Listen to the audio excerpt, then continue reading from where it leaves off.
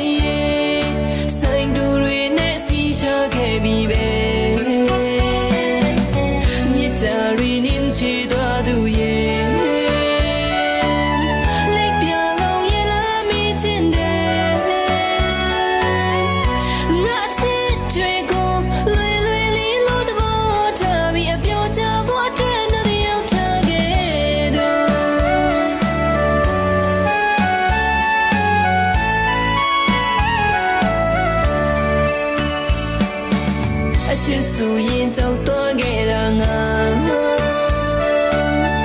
အချစ်ချင်းပြိုင်ဝဲမှာမနိုင်ရင်ငါနောက်ထွက်ပါမယ်အချစ်ရဲ့အနိုင်လို့သူအတွက်အရှုံးပေးခဲ့ပြီပဲအချစ်တွေကိုအပြင်းပြေကစားသူရဲ့